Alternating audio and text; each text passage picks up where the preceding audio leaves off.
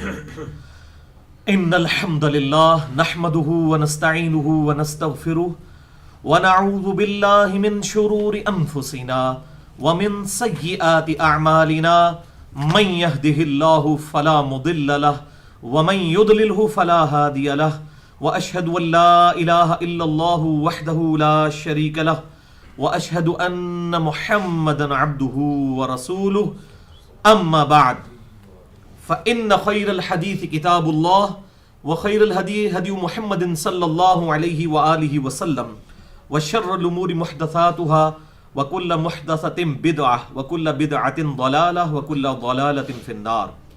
أعوذ بالله السميع العليم من الشيطان الرجيم من همزه ونفخه ونفثه. بسم الله الرحمن الرحيم. رب اشرح لي صدري ويسر لي أمري واحلل عقدة من لساني يفقهوا قولي. بسم اللہ الرحمن الرحیم. ان اللہ وملائکتہ یصلون علی النبی یا ایہا الذین آمنوا صلوا علیہ وسلموا تسلیما. اللہم صل علی محمد وعلی آل محمد کما صلیت علی ابراہیم وعلی آل ابراہیم انک حمید مجید.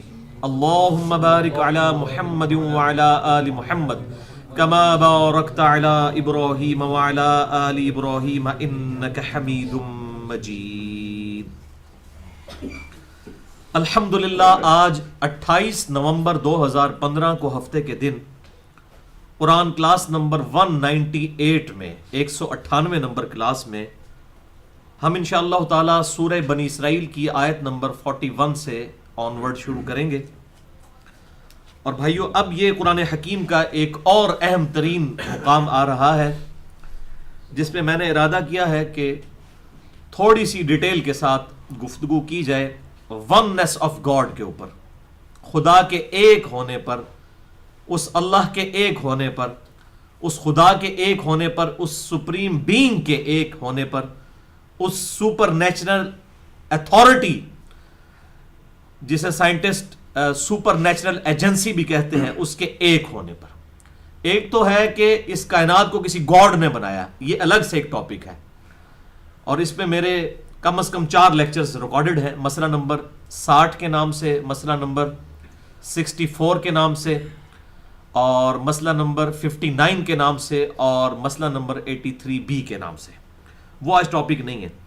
آج یہ قرآن حکیم کا ایک اہم ترین مقام آیا ہے جہاں پر اللہ تبارک و تعالیٰ نے یہ عقلی دلیل دی ہے کہ کائنات میں اگر ایک خدا کے علاوہ کوئی اور الہ بھی ہوتا، مور دین ون گاڈ اگر ہوتے، ایک سے زیادہ خدا ہوتے، تو پھر اس کائنات کی ایگزسٹنس امپاسبل تھی. یہ ممکن ہی نہیں تھا کہ اتنی ہارمونی کے ساتھ یہ پوری کی پوری کائنات ایگزسٹ کر سکتی. آپس میں ہی اختلافات شروع ہو جاتے. تو اس حوالے سے اب بڑی اہم ترین آیات آ رہی ہیں، انشاءاللہ ان کو اللہ کی مدد سے کور کریں گے. اعوذ باللہ من الشیطان الرجیم. بسم اللہ الرحمن الرحیم. سورہ بنی اسرائیل آیت نمبر 41. وَلَقَدْ صَرَّفْنَا فِي هَذَا الْقُرْآنِ، اور بے شک ہم نے قرآن حکیم میں توحید کے دلائل مختلف انداز میں بیان فرمائے، بدل بدل کر مختلف اینگل سے بات کو سمجھایا. اور آپ دیکھیں قرآن حکیم میں آیات کی ریپیٹیشن بھی آتی ہے، ایک ہی ٹاپک کی ریپیٹیشن مختلف الفاظ کے ساتھ آتی ہے تاکہ بوریت نہ ہو، لیکن بات ایک سمجھائی جاتی ہے. اور اس کا کیا مقصد ہے؟ لِيَذَّكَّرُوا، تاکہ لوگ اس سے نصیحت حاصل کریں. یعنی یہ قرآن حکیم نصیحت کے لیے نازل ہوا ہے. تمام انبیاء کرام علیہ السلام کا مقصد تذکیر ہے، اور پرٹیکولر اس کتاب کے بارے میں تو اللہ تعالیٰ نے واضح طور پر اعلان فرمایا. اعوذ باللہ من الشیطان الرجیم. انا نحن نزلنا الذکر وانا له لحافظون، بے شک اس الذکر یا دہانی کو ہم نے نازل فرمایا اور ہم ہی اس کی حفاظت فرمانے والے ہیں. سورۃ الحجر آیت نمبر 9.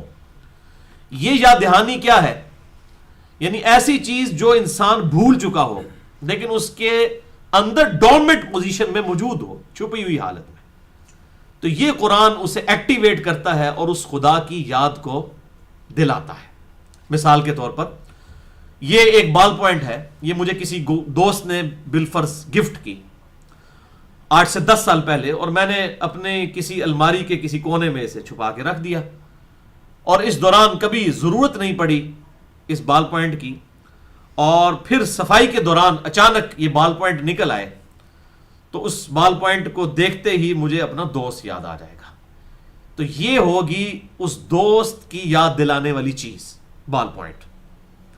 بالکل اس طریقے سے یہ قرآن حکیم اللہ کی یاد دلوانے والی دلائل کے ساتھ، زمین و آسمان میں جو فزیکل فینومینا آف نیچر ہیں، جتنے بھی اللہ تعالیٰ کے قانون قدرت ہیں، ان کے ذریعے اللہ تبارک و تعالیٰ کی طرف گائیڈ کرنے والی کتاب، جسے شاہ ولی اللہ دہلوی نے التذکیر بآلاء اللہ لکھا ہے، یعنی اللہ کی قدرت کی بڑی بڑی نشانیوں کے ساتھ اللہ تعالیٰ کی طرف مائل کرنا، اس کی توحید کا اس بات کرنا.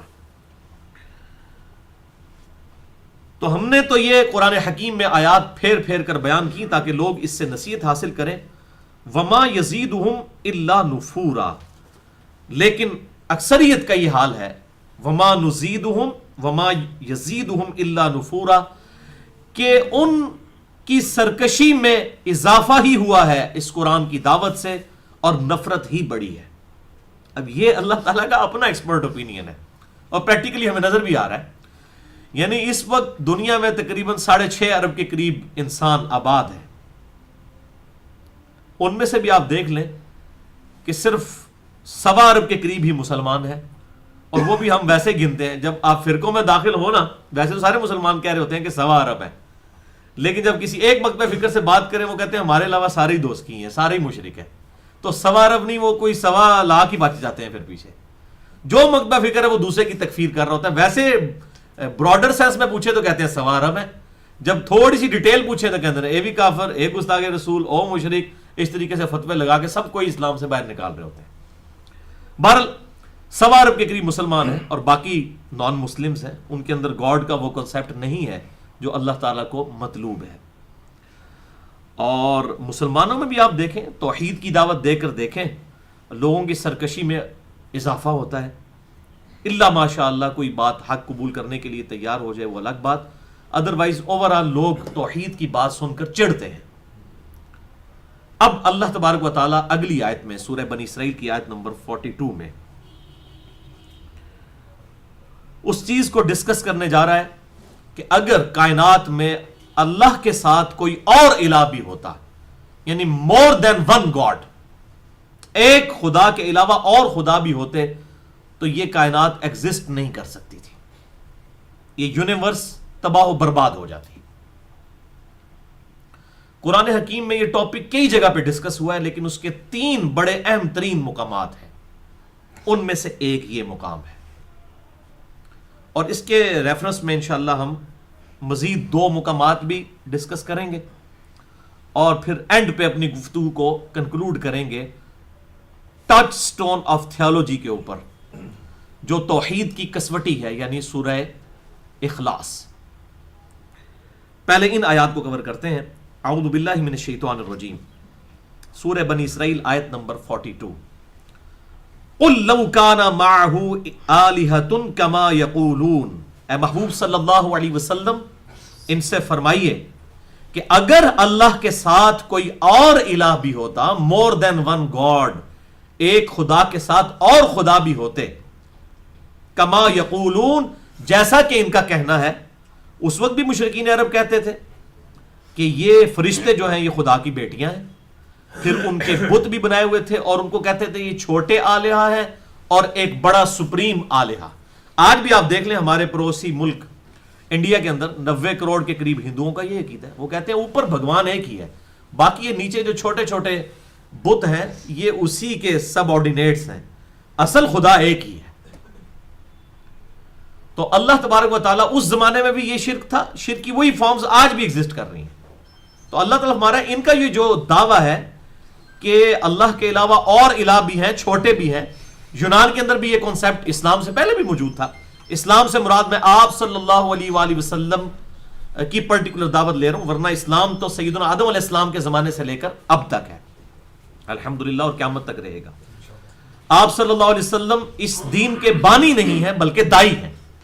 اس دین کا بانی اللہ ہے، اور یہ باقی تمام پروفٹس ہیں، اسی ریلیجن اسلام کے. بہرحال تو آپ صلی اللہ علیہ وسلم کی دنیا میں تشریف آوری سے پہلے بھی اس قسم کے غلط کانسیپٹ ایگزسٹ کرتے تھے. بہت پہلے بھی یونان کے اندر بھی یہ گاڈ کا عقیدہ ایگزسٹ کرتا تھا.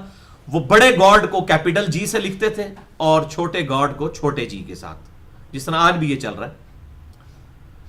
تو یہ پوری دنیا کے اندر عقیدہ پایا جاتا ہے کہ اوپر ایک ہی خدا ہے, باقی سب اس کے سب آرڈینیٹس ہیں, اور انہی کی سفارش کے ذریعے ہم اوپر تک پہنچتے ہیں.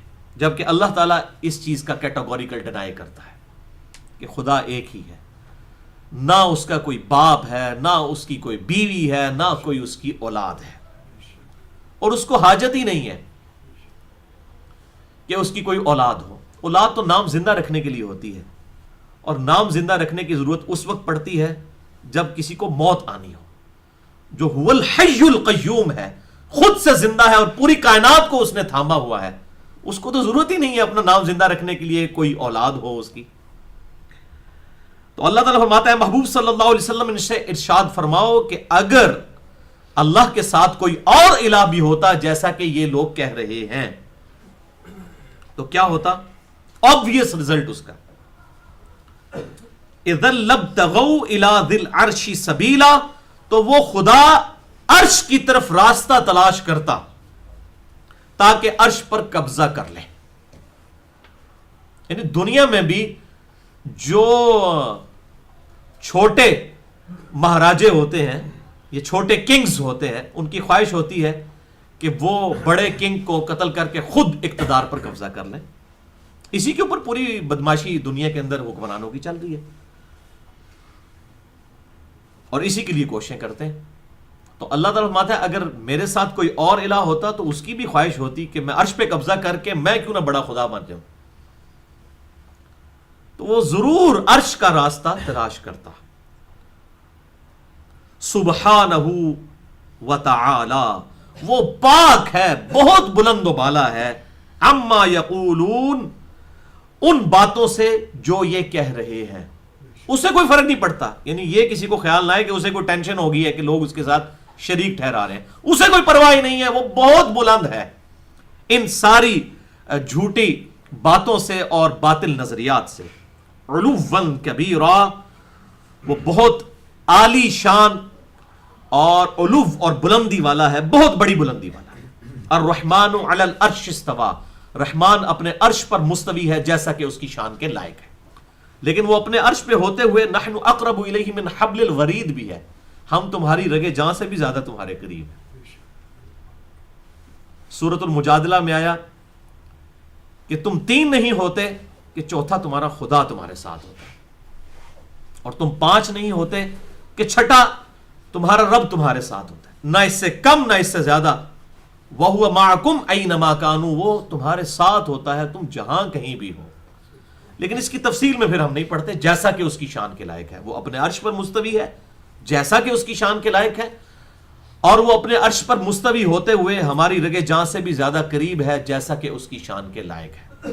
اب یہ پھر ڈیٹیلز ہیں, ظاہر ہے متشابہات ہیں, ان کی ڈیٹیلز میں تو داخل ہونا جو ہے وہ آپ سمجھ لیں کہ 11,000 وولٹ کو ہاتھ لگانے والی بات ہے.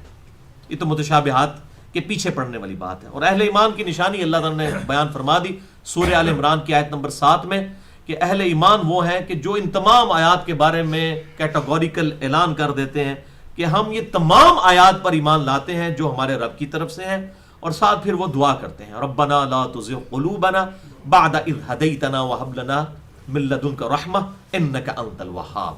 اے رب ہمارے دلوں کو ٹیڑھا نہ کرنا بعد اس کے کہ تو نے ہمیں ہدایت عطا فرمائی, اور ہمیں اپنے پاس سے رحمت عطا فرما, اے عطا فرمانے والے. آمین.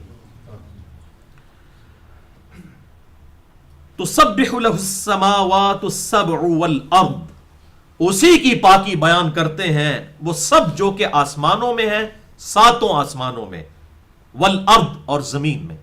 اچھا, ساتوں آسمان کے ساتھ صرف ایک جگہ 7 زمینوں کا ذکر آیا ہے پارہ نمبر 28 میں, باقی جب کبھی بھی ذکر آتا ہے تو ساتوں آسمان کے ساتھ ایک زمین کا ذکر آتا ہے, وہاں پر 7 زمینوں کا ذکر آیا. تو اس ایک زمین کا ذکر اس لیے آتا ہے بھائیوں کہ this earth is a miracle planet in this universe. یہ پوری کائنات کے اندر ایک معجزانہ کرہ ہے اللہ تعالیٰ کا جہاں پر زندگی آباد ہے، فزیکل زندگی جسے ہم آبزرو کر سکتے ہیں۔ اس وقت اس زمین پر تقریباً 2 ملین سپیشیز دریافت ہو چکی ہیں، 20 لاکھ یہ سپیشیز ہیں، ان کی تعداد نہیں ہے، ایک ایک سپیشیز پھر آگے بلینز اینڈ ٹریلینز میں ہے۔ صرف انسان ایک سپیشیز ہے، یہ 6.5 ارب کے قریب ہے، پھر حشرات الارض ہیں، پرندے ہیں، اور پتہ نہیں کیا کچھ۔ وہ آپ میرا مسئلہ نمبر 60 دیکھ لیں، ہو از اللہ in the light of latest scientific facts, اللہ کون ہے جدید سائنسی حقائق کی روشنی میں، اس میں نے یہ سارا ڈیٹا دیا ہے۔ تو اللہ تعالیٰ فرماتا ہے وہ 7 آسمان اور زمین میں جتنے ہیں وہ اسی کی پاکی بیان کرتے ہیں، ومن فیہن، جو کچھ ان کے اندر ہے، یعنی یہ سب کے سب اس کی پاکی بیان کرتے ہیں۔ ایک فارم تو یہ ہے کہ یہ سب اپنی مرضی سے اللہ تعالیٰ کی تسبیح کر رہے ہیں، اور ایک فارم یہ ہے کہ یہ تسبیح نہ بھی کریں تب بھی ان کی اپنی ذات اس بات پر گواہ ہے کہ ان کو بنانے والا عیب سے پاک ہے۔ جب ایک خوبصورت پھول کو دیکھتے ہیں تو ہم کیا کہتے ہیں؟ سبحان اللہ، کہ اس پھول میں خوبصورتی نہیں ہے، اس کے بنانے والے میں خوبصورتی ہے، جس نے اس کالی مٹی میں سے، حقیر مٹی میں سے اتنا خوبصورت پھول نکال دیا۔ تو ہم کہتے ہیں سبحان اللہ، پاکی ہے اس ذات کو جو عیب سے پاک ہے۔ اور اتنی، یہ تو بھی ہم صرف دیکھ رہے ہیں نا، اس کی ڈیٹیل میں جائیں کہ بیج اللہ تعالیٰ کا کتنا بڑا معجزہ ہے جس میں سے اتنا بڑا درخت نکلتا ہے، اور یہ ایک انڈا کتنا بڑا معجزہ ہے جس میں سے روزانہ اربوں خربوں انڈوں میں سے چوزے اور پرندے نکل رہے ہیں۔ یہ تو ان امیجنیبل ڈیٹا ہے۔ تو ہم کہتے ہیں سبحان اللہ، پاک ہے وہ، یعنی ہر چیز اپنی پرفیکشن کی وجہ سے وہ خدا کی تعریف کرے یا نہ کرے، آٹومیٹیکلی اس چیز کی اناؤنسمنٹ کر رہی ہے کہ مجھے بنانے والا بے عیب ہے، بہت اونچی شان والا ہے، اتنی پرفیکشن کے ساتھ اس نے مخلوقات کو بنایا ہے۔ اب یہ علیحدہ سے ٹاپک ہے، میں اور طرف نکل جاؤں گا، اس لیے اس کو یہیں پر چھوڑتے ہیں۔ تو اللہ تعالیٰ فرماتا ہے 7 آسمان میں اور زمین میں جتنے ہیں وہ اسی کی تسبیح بیان کرتے ہیں۔ وَإِن مِّن شَيْءٍ إِلَّا يُسَبِّحُ بِحَمْدِهِ، اور کوئی چیز بھی کائنات میں ایسی نہیں ہے جو اس کی تسبیح کے ساتھ اس کی حمد نہ کرتی ہو، وَلَٰكِن لَا تَفْقَهُونَ تَسْبِيحَهُمْ، لیکن تم ان کی تسبیح کو سمجھ نہیں سکتے ہو۔ کائنات میں ہر چیز اس کی تسبیح بیان کر رہی ہے، چرند پرند، جاندار بے جان، پہاڑ درخت، اور زمین کے اندر کی مخلوقات، سمندروں کے اندر کی مخلوقات، آسمانوں کی مخلوقات، ہر مخلوق اس کی تعریف کر رہی ہے۔ ایک تو ہے خود تعریف کرنا، اس میں تو انسان اور جن باغی ہیں نا، بہت تھوڑے کرتے ہیں، باقی تو بغاوت کیے ہوئے ہیں۔ باقی مخلوقات کو تو اللہ تعالیٰ نے اختیار ہی نہیں دیا ہوا، وہ تو کرتی ہی کرتی ہیں، اور انسان اور جن بھی آٹومیٹیکلی خدا کی تعریف کر رہے ہیں۔ انہیں اندازہ ہی نہیں ہے کہ ان کے معاملات کس طریقے سے چل رہے ہیں، خود کسی کو نہیں۔ مجھے تو نہیں پتا، میں کھانا کھا کے بے فکری سے رات کو سو جاتا ہوں، مجھے کیا پتا کہ 24 گھنٹے کے اندر میرے گردے 25 دفعہ ڈائلیسس کرتے ہیں، پیشاب کو الگ کرتے ہیں، خوراک کو الگ کرتے ہیں، اور ایک ڈائلیسس کی قیمت مارکیٹ میں 5000 سے تو زیادہ ہی ہے، اور وہ بھی تکلیف کے ساتھ مشین پر چڑھانا پڑتا ہے، اور 25 دفعہ روزانہ ڈائلیسس کر رہے ہیں۔ میری آنکھیں مجھ سے پوچھے بغیر روزانہ 12000 دفعہ چھپک رہی ہیں۔ اگر مجھے ایک دن بھی 12000 دفعہ یوں کرنا پڑ جائے تو شاید میری آنکھوں کی بینائی جاتی رہے۔ اور پھر کیا لیکوڈ رکھ دیا ہے اس جھلی، آنکھوں کے اوپر والی جھلی اور اس کے درمیان، کہ اتنی دفعہ رگڑ کھاتی ہے اور یہ ڈیمیج نہیں ہوتی۔ آپ 12000 دفعہ ہاتھ یوں ملے نا تو یہ ہاتھ بھی زخمی ہو جائے، اور اتنی نازک چیز۔ تو ہر چیز آٹومیٹکلی تسبیح کر رہی ہے، ہم نہ بھی کریں، ہماری آنکھیں اس کی تسبیح کر رہی ہیں، وہ خود بول رہی ہے کہ ہمیں بنانے والا بڑا پرفیکٹ ہے۔ ہمارا دل بول رہا ہے، ہماری زبان بول رہی ہے، روزانہ دل جو ہے وہ 1,00,000 دفعہ دھڑکتا ہے، اور 10,000 لیٹر خون پمپ کرتا ہے ان شریانوں میں کہ جن کی لینتھ 1,00,000 کلومیٹر ہے ہر انسان کے اندر۔ زمین کے 2.5 چکر پورے سرکمفرنس کے لگ سکتے ہیں، 40 کلومیٹر کا سرکمفرنس ہے زمین کا، 40,000 کلومیٹر۔ اگر آپ ایک انسان کی نسیں جوڑیں، ایک انسان، یعنی آپ کے اندر 1,00,000 کلومیٹر، آپ کے اندر جتنے یہاں پہ 70-80-100 کے قریب لوگ بیٹھے ہیں، سب کے، پوری دنیا کے. یہ اللہ تبارک و تعالیٰ کا اتنا بڑا معجزہ. پھر 10,000 لیٹر خون پمپ ہونا، اور پھر انسان کے ایک ایک خلیے تک پہنچنا. اور خلیوں کی تعداد کوئی ہزاروں میں نہیں ہے، لاکھوں میں بھی نہیں ہے، کروڑوں میں بھی نہیں ہے، اربوں میں بھی نہیں ہے. 100 ٹریلین سیلز ہر انسان کے جسم میں موجود ہے. 1 ٹریلین 1000 ارب کے برابر ہوتا ہے. 100,000 ارب خلیے جن تک آکسیجن پہنچتی ہے، اور یہ سارے معاملات روزانہ. اور سائنٹسٹ کہتے ہیں اتنا بڑا ڈیٹا ہے کہ اگر انگلینڈ جیسے 30 ملک ہوں اور صرف درختوں سے پر ہوں، تو جتنے ان درختوں کے پتے بنیں گے یہ 100 ٹریلین فگر بنتا ہے. ہر انسان کے اندر 100 ٹریلین سیلز ہیں. تو یہ ایک ایک سیل، اور وہ کہتے ہیں یہ سیل یہ جو فنکشن پرفارم کر رہے ہیں نا، نیو یارک سٹی جتنی جگہ چاہیے ایک خلیہ بنانے کے لیے، جتنے اس کے اندر پاور پلانٹس اور باقی جس طریقے سے معاملات چل رہے ہیں ایک خلیے کو. تو اس پوری کائنات میں ایک انسان بھی نہیں پورا آ سکتا، اور اللہ تبارک و تعالیٰ نے وہ انسان کو ساری کوالٹیز جو ہیں وہ اتنے لمیٹڈ ایریا کے اندر دے دی ہیں. تو یہ ایک ایک خلیہ اس کی تسبیح بیان کر رہا ہے. چاہے انسان نافرمان ہو یا تابع فرمان ہو، اس کا ایک ایک عضو، اس کائنات کی ایک ایک چیز اس کی تسبیح بیان کر رہی ہے آٹومیٹکلی. تو خود بول رہی ہے میں خوبصورت ہوں، خود نہیں بنائی گئی، کسی نے بنایا ہے. یہ وہ چیز ہے جو اللہ تعالیٰ ہمارا ہے کہ کائنات میں ہر چیز اس کی تسبیح کے ساتھ اس کی حمد بیان کرتی ہے. اور یہی ہے جو ہمیں آپ صلی اللہ علیہ وسلم نے سکھائی بھی ہے، جو صحیح بخاری کی آخری حدیث ہے کہ امام کائنات سید الاولین والآخرین شفیع المذنبین رحمت للعالمین سیدنا و مولانا امام اعظم محمد رسول اللہ صلی اللہ علیہ وسلم ارشاد فرماتے ہیں کہ 2 کلمات زبان پر تو بڑے ہلکے ہیں لیکن اللہ کے میزان پر بڑے بھاری ہیں، سبحان اللہ و بحمدہ سبحان اللہ العظیم. اور ایک اور حدیث بخاری اور مسلم کی، اس میں آتا ہے یہ فرشتوں کو اللہ نے تسبیح سکھائی ہوئی ہے. اس میں تسبیح بھی ہے اور اللہ تعالیٰ کی حمد بھی ہے، تحمید بھی ہے. ہر چیز اس کی پاکی بیان فرماتی ہے اور اس کی تعریف کرتی ہے. اور یہ دونوں چیزیں ہی ہوں گی نا. جب آپ کسی چیز کو دیکھیں گے آپ اس کی تعریف کرتے ہیں، کیسے؟ کہتے ہیں کتنی زبردست چیز ہے. آٹومیٹکلی آپ کا دھیان اس طرف بھی جائے گا، اس کو بنانے والا یہ تو خود نہیں بنی ہوئی، اس کی تعریف بھی ہو جائے گی، سبحان اللہ بھی نکل جائے گا زبان سے بے ساختہ. الحمدللہ اس کے اندر امپلائیڈ ہے کہ تعریف، اس چیز کے اندر کوئی خوبی نہیں ہے، اس کو بنانے والے میں خوبی ہے. اور یہ عیب سے پاک نہیں، اصل میں تو عیب سے پاک وہ ہے، سبحان اللہ تو وہ ہے جس نے اس کو بنایا ہے. انہ کان حلیما غفورا، بے شک وہ بڑا حلم والا اور بردبار ہے. یہ بڑی کانٹے کی بات ہے. اللہ تعالیٰ بڑے حلم والا ہے اور بڑا بردبار ہے. حلم کہتے ہیں برداشت کرنے کو، صبر کرنے کو. یعنی وہ اتنی بڑی بڑی نافرمانیاں دیکھتا ہے پھر بھی انسان کے ساتھ فوراً پکڑ والا معاملہ نہیں فرماتا، اس کا رزق بند نہیں کرتا. ورنہ اگر کوئی شخص حرام کی طرف ہاتھ بڑھائے اس کے ہاتھ اسی وقت چھل نہ ہو جائے، اگر وہ بد نگاہی کرے اس کی آنکھوں کی بینائی اس وقت ضائع نہ ہو جائے، زبان سے فحش کلامی کرے اس کی زبان اسی وقت گونگی نہ ہو جائے، اگر پاؤں سے چل کر برائی کی طرف جائے اسی وقت اس کے پاؤں پر فالج نہ گر پڑے. یہ اللہ تبارک و تعالی صبر فرمانے والا ہے، حلم فرمانے والا ہے. اور اسی کانٹیکسٹ میں ایک حدیث ہے زبردست، صحیح بخاری اور صحیح مسلم کی متفقن علیہ حدیث ہے. بخاری میں 6099 نمبر انٹرنیشنل نمبر کے مطابق، اور مسلم میں 7082، مشکات میں موجود ہے 23 نمبری حدیث ہے کہ آپ صلی اللہ علیہ وسلم فرماتے ہیں کہ تکلیف دہ بات سن کر صبر کرنے والوں میں سب سے بڑھ کر اللہ ہے.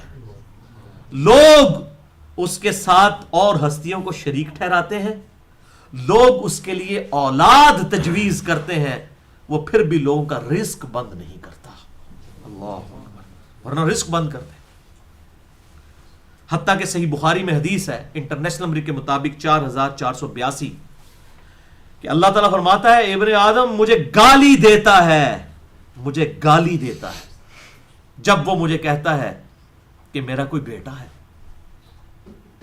یہ مجھے گالی دینا ہے، वलियाज़ु बिल्लाहि ताला, कितनी सख्त बात है। हालांकि ना तो मेरी कोई औलाद है और ना कोई मेरी बीवी है, और मैं पाक हूं, मुझे औलाद की जरूरत ही नहीं है। अल्लाह अकबर। ये वही बात है जो मैंने पहले की थी कि औलाद की जरूरत उसे होती है जिसे ये मालूम हो कि मैंने मर जाना है, मेरे मरने के बाद मेरी औलाद मेरा नाम जिंदा रखेगी। जो हुवल हय्युल क़य्यूम, खुद से जिंदा और हर चीज को थामे हुए, उसे औलाद की जरूरत ही नहीं है। उसे ना मुरीदीन की जरूरत है और ना उसे अपने फॉलोअर्स की जरूरत है, ना उसे किसी पार्टी या जमात बनाने की जरूरत है कि मेरी पार्टी मेरा नाम जिंदा रखे या मेरी तंजीम या मेरी जमात मेरा नाम जिंदा रखे। उसे जरूरत ही नहीं है, वो खुद से जिंदा है, हर चीज को थामे हुए। तो ये इंसान की कमजोरी है कि वो चाहता है कि मेरे नाम को कोई जिंदा रखने वाला हो, तो वो फिर औलाद डिमांड करता है, फिर औलाद नरीना डिमांड की जाती है कि मेरी नस्ल भी चलती रहे। तो अल्लाह ताला इन तमाम चीजों से पाक है। और ये इतनी बड़ी गाली, देखें सही बुखारी में अल्फाज है, इब्ने आदम मुझे गाली देता है। सही बुखारी 4482 नंबर हदीस इंटरनेशनल नंबर के मुताबिक, जब वो मेरे लिए औलाद तजवीज करता है। और फिर इसका जो क्लाइमेक्स आया है ना सूरह मरियम के अंदर, आयत नंबर 90 और 91 के अंदर, अल्लाह ताला फरमाता है करीब है कि आसमान फट पड़े, अल्लाह अकबर, और जमीन शक हो जाए और पहाड़ रेजा रेजा हो जाए, अंदाउल रहमानी वलदा, कि इन्होंने रहमान के लिए बेटा तजवीज किया। अगर जमीन और आसमान और पहाड़ों के एहसासात होते ना, तो उनको यह पता चल जाता कि ये अल्लाह को कितनी बड़ी गाली दे रहे हैं जब खुदा के लिए कोई बेटा तजवीज करते हैं। करीब है आसमान फट पड़े, अल्लाह अकबर, जमीन शक हो जाए और पहाड़ रेजा रेजा हो जाए, अंदाउल रहमानी वलदा, के इन्होंने रहमान के लिए बेटा तजवीज किया। वलियाज़ु बिल्लाहि ताला। तो इसमें तमाम लोग ही शामिल हैं किसी ना किसी दर्जे में। क्रिश्चियंस के अंदर बदअकीदगी आई, ज्यूज के अंदर आई, हिंदुओं के अंदर आई, मुसलमानों ने भी उस लेवल पर नहीं गए, लेकिन फिर इस तरीके से इंप्लीमेंटेशन करनी शुरू की। और नूर मिन नूरिल्लाह को बाज लोग, मैं सबको नहीं कहता, कुछ लोगों ने एग्जैजरेट किया। कुछ लोगों का नूर मिन नूरिल्लाह वाला मामला अगर जो है वो इन तमाम चीजों से पाक हो तो हमें कोई हर्ज नहीं है। कुरान भी नूर है, नबी सल्लल्लाहु अलैहि वसल्लम भी नूर है, सही बुखारी भी नूर है, सही मुस्लिम भी नूर है, नूर हदायत है। तो कुरान हकीम में वाज़ेह तौर पर आया, या अय्युहन नबिय्यु इन्ना अर्सलनाका शाहिदन व मुबश्शिरन व नज़ीरा व दाइयन इलल्लाहि व सिराजम बिइज़्नी व सिराजम मुनीरा।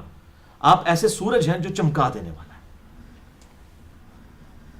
तो इस पे नूर मिन नूरिल्लाह के एतबार से मेरी गुफ्तगू है मसला नंबर 41 के नाम से ahlesunnatpak.com पर, जिसे शौक हो तो वो दे सकता है।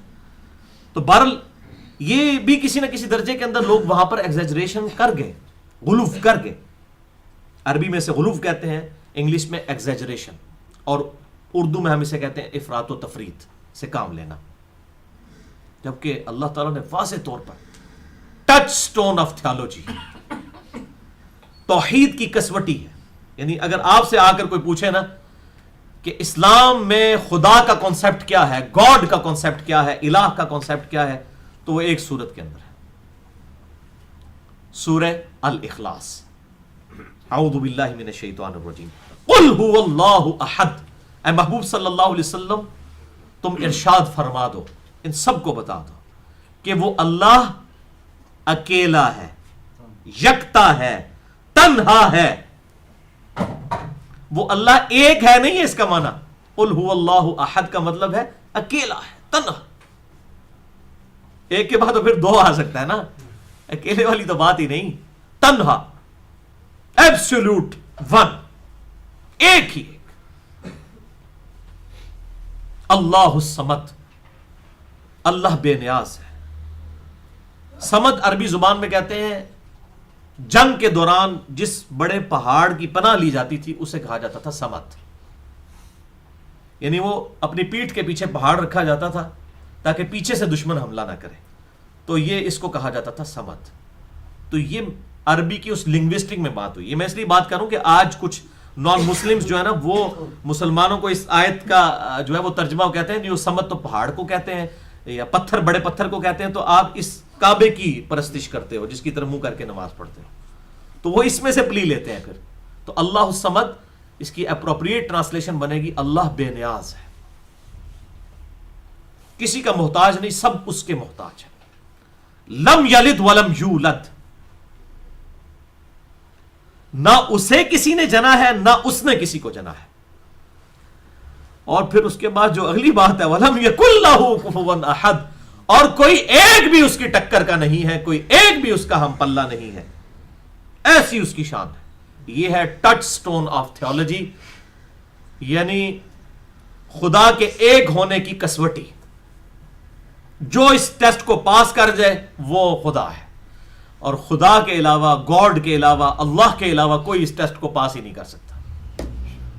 اور میں یقین کریں اگر مجھ سے آپ پوچھیں نا، سب سے زیادہ حیران کن چیز میرے لیے جو ہے نا، سب سے زیادہ حیران کن چیز اللہ کی کوالٹیز میں،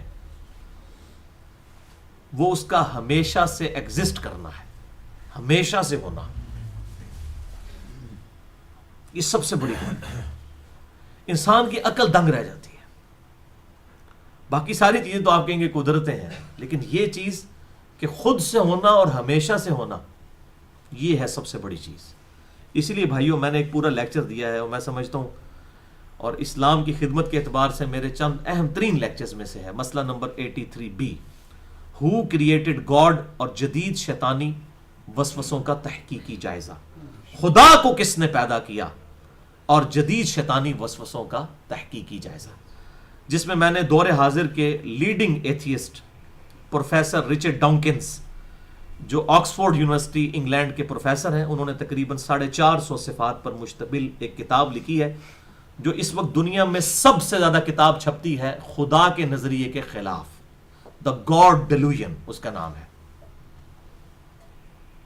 ڈیلوژن انگلش میں کہتے ہیں ایسا فرسودہ عقیدہ جس کی کوئی بنیاد نہ ہو، وہ صدیوں سے چلتا آ رہا ہو اور لوگ اس کو اسی طریقے سے بس ماننا شروع کرتے ہیں، اسے کہتے ہیں ڈیلوژن. تو اس نے کہا یہ خدا کا نظریہ جو ہے نا، یہ ہائپوتھیسس کہ یہ کائنات کسی گاڈ نے بنائی ہے، کسی سپریم بینگ نے بنائی ہے، کسی سپر نیچرل ایجنسی نے بنائی ہے، کسی الہ نے بنائی ہے، کسی کریٹر نے بنائی ہے، کسی رب نے بنائی ہے، کسی بھگوان نے بنائی ہے، کسی وشنو نے بنائی ہے، یہ ڈیلوژن ہے، آباء و اجداد سے چلتا آ رہا ہے، اس کی کوئی ریالٹی نہیں ہے. تو اس کی کتاب کا الحمدللہ میں نے انٹلیکچوئل لیول پہ جا کر پوسٹ مارٹم کیا ہے، مسئلہ نمبر 83B کے نام سے، ہو کریٹڈ گاڈ. اور اس میں سب سے بڑا اعتراض ہی اس کا یہ ہے کہ اللہ کو کس نے پیدا کیا ہے. اس کا پھر میں نے الحمدللہ سائنٹیفک فیکٹس کے ساتھ جواب دیا ہے، قرآن و حدیث سے بعد میں، پہلے سائنٹیفک فیکٹس اور لاجکس کے ساتھ. تو یہ لیکچر میری زندگی کا اہم ترین لیکچر ہے، تقریباً 2 گھنٹے کا، مسئلہ number 83B، who created God اور جدید شیطانی وسوسوں کا تحقیقی جائزہ. تو بہرحال میں نے اس کا ضمناً یہاں پر ذکر کر دیا. تو یہ سب سے بڑی کوالٹی ہے کہ وہ ایور ایگزسٹ کرتا ہے. اور اس کے بعد کوالٹی یہ ہے کہ وہ جو چیز بناتا ہے وہ کریشن ایکس نہیلو ہے، جسے ہم اردو میں کہتے ہیں عدم محض سے وجود بخشنا. آپ کے پاس لکڑی تھی، آپ نے کاٹ کے فرنیچر بنایا، تو لکڑی تو ایگزسٹ کرتی تھی نا، اسی لکڑی کو توڑ کر فرنیچر بنا لیا. اس کو کہتے ہیں تخلیق کرنا. تو خالق آپ بھی ہیں، میں بھی ہوں، اور لوگ بھی ہیں، کسی نہ کسی درجے میں خالق ہیں کہ چیزوں کی تخلیق کرتے ہیں. یہ بال پوائنٹ بھی کسی نے تخلیق کیا، یہ لیپ ٹاپ پہ جس پہ میری ریکارڈنگ ہو رہی ہے ویب کیم کے ذریعے، یہ بھی کسی کی تخلیق ہے. لیکن مٹیریل اسی کائنات سے لیا، کسی نے یہ مٹیریل خود نہیں بنایا. لیکن خدا نے کریشن ایکس نہیلو کی ہے، عدم محض سے وجود، کوئی چیز ایگزسٹ ہی نہیں کرتی تھی، اس نے میٹر کو بنا دیا. الحمدللہ. یہ جو first law of thermodynamics ہے نا، کہ میس اور energy can never be created nor be destroyed, یعنی میٹر کو، مادے کو نہ تو پیدا کیا جا سکتا ہے اور نہ اسے تباہ کیا جا سکتا ہے. اور اسی کو پھر آگے لے کر چلا وہ آئنسٹائن E=mc² والی ایکویشن، کہ انرجی ماس میں بدل سکتی ہے، میس انرجی میں بدل سکتا ہے. یعنی لکڑی آپ جلائیں گے تو وہ آگ میں کنورٹ ہو جائے گی، وہ ضائع نہیں ہوتی ہے، وہ اس دوسری فارم میں چلی جاتی ہے energy. Total energy remains the constant. لیکن اس کا بھی ابھی تک ایک جز ہی حل ہوا ہے کہ میس کو آپ انرجی میں کنورٹ کر سکتے ہیں. یعنی لکڑی کو جلائیں، میس ہے، اس سے آپ انرجی بنا لیں، لیکن وہ جو آگ بن گئی اس سے دوبارہ لکڑی بنا سکتے ہیں؟ نہیں. ایکویشن کہتی ہے پاسبل ہے، لیکن فزیکلی کوئی نہیں ابھی کر سکا. لیکن خدا کو دیکھیں، روزانہ اربوں ٹن لکڑی بنا رہا ہے، سورج کی روشنی اسی ہیٹ کے ذریعے میس بنا رہا ہے، فوٹو سنتھسس کے ذریعے پتے اپنی خوراک تیار کرتے ہیں. ایک بے قدر بیج آپ زمین میں بوتے ہیں اور 6 ارب گنا بڑا درخت بن جاتا ہے. وہ کہاں سے خوراک لے رہا ہوتا ہے؟ زمین سے لیتا ہے. پھر سورج کی روشنی، وہی ہیٹ وہ درختوں کی لکڑی میں سٹور ہو جاتی ہے، جس کو ہم پھر جلا کے پھر دوبارہ اس سے ہیٹ لے لیتے ہیں. خدا تو کر رہا ہے. تو کوئی بیوقوف ہی ہوگا جو کہے گا یہ خود بخود ہو رہا ہے. اور جو بھائیوں کام کرنے سے نہیں ہو سکتا وہ خود بخود کیسے ہو سکتا ہے؟ اگر کوئی سمجھتا ہے یہ خود بخود ہو رہا ہے تو ہم زمین و آسمان کے سارے انٹلیکچوئلز کو دعوت دیتے ہیں کہ ایک انڈا آپ کو دیتے ہیں، ایک انڈا. اس انڈے کو توڑ کر آپ کو دیتے ہیں، بس توڑ دیتے ہیں انڈا. آپ کو یہ نہیں کہتے کہ انڈا بنائیں، انڈا تو کوئی نہیں بنا سکتا. اسی لیے بیولوجی کا لا فائنل ہو چکا ہے کہ جو لیونگ تھنگس ہیں یہ نان لیونگ تھنگس سے بن ہی نہیں سکتی. انڈا جو ہے مرغی نہیں دینا ہے، آپ نہیں انڈا بنا سکتے. ہاں اب اس انڈے کو آپ مشین کے اندر رکھیں، مرغی کے نیچے رکھیں، اسی میں سے چوزا نکلے گا. لیکن اگر انڈا توڑ کے آپ کو لیسدار مادہ دے دیا جائے ایک پلیٹ میں ڈال کے، توڑ کے انڈا، اور پھر سارے انٹلیکچوئلز کو دعوت دی جائے کہ اس لیسدار مادے سے ہی چوزا بنتا ہے نا، اور تم کہتے ہو خود بخود بنتا ہے، تو آؤ اس میں سے ایک چوزا بنا کے بتاؤ، تو سب ہاتھ اٹھا دیں گے. زمین و آسمان کی ساری مخلوقات، سارے جن، سارے فرشتے، سارے انسان، سارے سائنٹسٹ مل کے چوزے کی ایک چونچ نہیں کوئی بنا سکتا. اور آپ دیکھیں روزانہ اربوں خربوں چوزے مرغیوں کے نکل رہے ہیں، چیلوں کے، کبوتروں کے. اور کیا ان کے اندر پورا سسٹم ہے، ان کے پروں کی ایروفائل سٹرکچر ہے، ان کے اندر پورا ایک دل کا نظام، سارا معاملات، کھانا پینا شروع کر دیتے ہیں، ہاضمے کا سسٹم شروع ہو جاتا ہے. اور ہمیں لوگ کہتے ہیں یہ انڈے سے چوزا خود بخود نکلتا ہے. ہم کہتے ہیں بھائیو اگر خود بخود جو کام ہو سکتا ہے پھر کرنے سے تو بڑی آسانی سے ہو سکتا ہے، جو خود بخود ہو جاتا ہے تو آؤ پھر ایک انڈے کے لیسدار مادے میں سے ہمیں چوزا بنا کے بتا دو. تو بھائیو یہ کرنے سے کبھی بھی نہیں ہو سکتا، نہ یہ خود بخود ہو رہا ہے. یہ اس ایک اللہ کے ہونے کی وجہ سے ساری چیزیں ایگزسٹ کر رہی ہیں. تو یہ کریشن ایکس نہیلو، عدم محض سے وجود، کوئی چیز ایگزسٹ ہی نہیں کرتی تھی اس کو بنا دیا. تو یہ first law of thermodynamics جو ہے نا کہ matter can never be created nor be destroyed, اس کو بعض لوگ کہتے ہیں یہ جی بڑا شرکیہ قسم کا قانون ہے. یہ شرکیہ نہیں ہے بھائیو، یہ تو سائنس نے اپنی کمزوری مان لی ہے کہ ہم تو میٹر بنا ہی نہیں سکتے اور نہ اسے تباہ کر سکتے ہیں. یہ خدا کے ریفرنس سے نہیں ہے. یہ کہ جو چیز بن چکی ہے یہ ہم اس کو جتنا مرضی تباہ کرنے کی کوشش کریں یہ دوسری فارم میں بدل جائے گی. خدا کے لیے تو لا اپلائی ہی نہیں ہوتا. یہ مخلوقات کے اعتبار سے ہے کہ انرجی اور میس نہ تو پیدا کیے جا سکتے ہیں اور نہ تباہ کیے جا سکتے ہیں. یہ کریشن ایکس نہیلو، عدم محض سے وجود، اس ایک اللہ نے بخشا ہے چیزوں کو. یہ ہے انسان کی قسم پرسی کہ انسان ایک انڈے میں سے چوزا نہیں بنا سکتا. ابھی تو یہ بات ہی نہیں کر رہے کہ انڈا بنا کر لائیں، ایک بیج کوئی نہیں بنا سکتا. اگر بیج کو ڈیمیج کر دیا جائے اس بیج میں سے کوئی درخت نہیں نکال سکتا. اور درخت نکالا حقیر چیز سے، مٹی حقیر ترین چیز. یہ نہیں ہے کہ بیج آپ سونے میں رکھیں گے تو اس میں سے درخت نکلے گا. ہونا تو ویسے یہی چاہیے تھا کیونکہ اسی کے اوپر پوری کائنات چل رہی ہے نا. زمین پہ جتنی مخلوقات ہیں وہ زمین سے اگنے والی نباتات کی وجہ سے چل رہی ہیں، چاہے وہ جانور ہوں، چاہے انسان ہوں، چاہے جتنی مخلوقات ہوں، زمین سے اپنی خوراک لے رہے ہیں. اگر زمین اگانا چھوڑ دے تو آپ کی ساری ٹیکنالوجی فلاپ ہو جائے گی. تو یہ اللہ تبارک و تعالیٰ نے یہ سارے معاملات کیے. اس پہ میرا مسئلہ نمبر ہے 103، اللہ تعالیٰ کی طرف سے رزق کی تقسیم اور مسئلہ تقدیر کے حوالے سے. وہ جسے شوق ہو تو دیکھ سکتا ہے کہ اللہ تعالیٰ کس طرح مخلوقات کا اٹلانٹک کے اندر، پیسیفک اوشن کے اندر، بحر الکائل اور بحر اوقیانوس کے اندر اور انڈین سی کے اندر کروڑوں لاکھوں ویل مچھلیاں اور باقی مچھلیوں کی خوراک وہ پوری کر رہا ہے. ایک نارمل ویل مچھلی جو ہے نا اس کی ایک وقت کی خوراک جو ہے وہ 500 کلو گرام گوشت ہوتا ہے. یہ چھوٹی میں ویل مچھلی کی بات کر رہا ہوں. اور جو بڑی بڑی ویل مچھلی ہیں نا پیسیفک اوشن میں، بحر الکائل میں، ایسی مچھلیاں بھی ہیں جو 11 افریقن ہاتھیوں کے برابر ایک میل مچھلی ہے. افریقہ کا ہاتھی آپ کو پتہ ہے کتنا بڑا ہوتا ہے؟ 11 ہاتھی جوڑے جائیں تو ایک ویل مچھلی بنتی ہے. ایسی بڑی بڑی ویل مچھلیاں ہیں. اور بھائی ان کا رزق کون پورا کر رہا ہے؟ نہ کوئی بزرگ پورا کر سکتا ہے، نہ کوئی فرشتہ پورا کر سکتا ہے، نہ کوئی پیغمبر پورا کر سکتا ہے، نہ کوئی جن پورا کر سکتا ہے. یہ ایک اللہ ہی سارے رزق کو چلا رہا ہے الحمدللہ، اور پورا فرمانے والا ہے. پر بات کہاں سے کہاں نکل جاتی ہے اور ایمان کا تقاضا ہوتا ہے. میں ساری فلبتی گفتگو کر رہا ہوتا ہوں، کوئی رٹی رٹائی گفتگو نہیں ہوتی ہے. تو اب آخری جو تقریباً 20 منٹ ہمارے رہ گئے تو ہم وہ دو آیات کراس ریفرنس کے طور پہ جو میں نے کہا تھا کہ میں اس کانٹیکسٹ میں ضرور کور کروں گا. خدا کے ایک ہونے کے اعتبار سے تین مقامات قرآن حکیم میں اہم ترین ہے. ایک مقام تو آج ہمارا آیا سورہ بنی اسرائیل آیت نمبر 42, 43, 44. یہ تین آیات اب وہ دو کراس ریفرنسز قرآن حکیم میں اہم ترین ہے, وہ آپ نکال لیجئے. آپ کے بلو والے قرآن حکیم میں یہ والا جو ہے, اس کے اندر پہلا ریفرنس نکال لیجئے آپ سورہ المومنون کی آیت نمبر 91 اور 92, پارہ نمبر 18 میں صفحہ نمبر ہے 349. اعوذ باللہ من الشیطان الرجیم. مَتَّخَذَ اللَّهُ مِن وَلَدٍ, اللہ تعالیٰ نے اپنا بیٹا کسی کو نہیں بنایا, کسی کو اپنی اولاد نہیں بنایا, کیونکہ اولاد کی اسے ضرورت ہی نہیں ہے.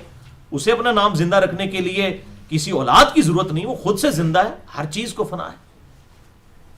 وَمَا كَانَ مَعَهُ مِنْ إِلَٰهٍ, اگر اللہ تعالیٰ کے ساتھ کوئی اور الہ بھی ہوتے, مور دین ون گاڈ اگر ہوتے, اِذَا لَذَهَبَ كُلُّ إِلَٰهٍ بِمَا خَلَقَ, تو ہر الہ اپنی مخلوق کو لے کر الگ ہو جاتا.